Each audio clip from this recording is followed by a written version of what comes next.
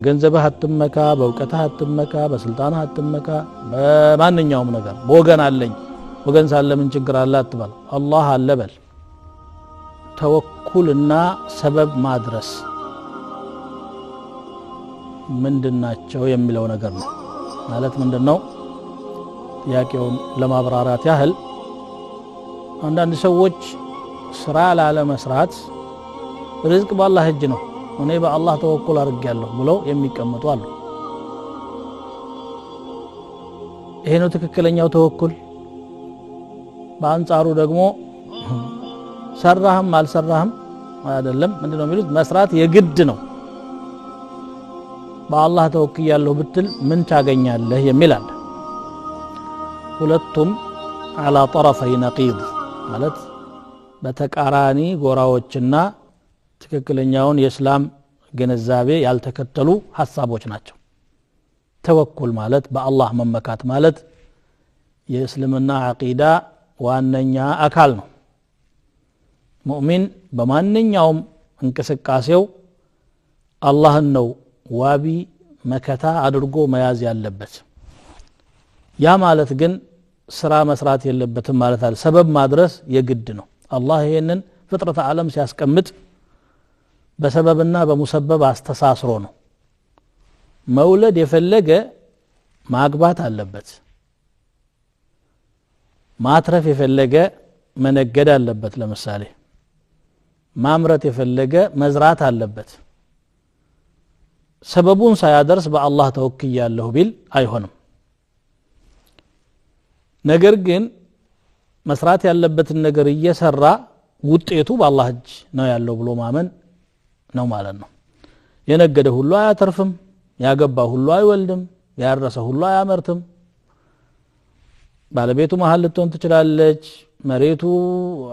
ምርታማ ላይሆን ይችላል ውርጭ ሊመታው ይችላል ንፋስ ሊመታው ይችላል የተለያየ ችግር ስለሚያጋጥመው አንድ ሰው የሆነ ሰበብ ሲያደርስ አላህ ለስኬቱ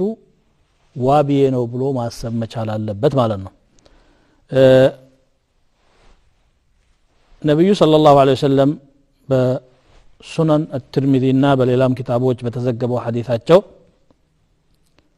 لو أنكم تتوكلون على الله حق توكله لرزقكم كما يرزق الطير تغدو خماصا وتروح بطانا بالله لا يبتمكو تجبي يهونون ممكات أعوافات عندما يرزقوا يرزقاችሁ ነበር አሉ ሲሳይ ይለግሳችሁ ነበር ባዶ ሆዷን ከቤት ትወጣለች ሆዷን መልታ ወደ ቤት ትመለሳለች ወፍ ብድግ ብላ ተወኩል ማለት ሰበብ አለ ማድረስ ቢሆን ኖሮ ወፎቹ መሰማራት አያስፈልጋቸውም ነበር ቁጭ ብለው አላህ የሚያመጣው ርዝቅ መጠበቅ ግን ነብዩ ሰለላሁ ዐለይሂ ወሰለም ሰበብን ማድረስ ራሱ ከተወኩል ጋር የሚራመድ መሆኑን ነው እየገለጹ ያሉት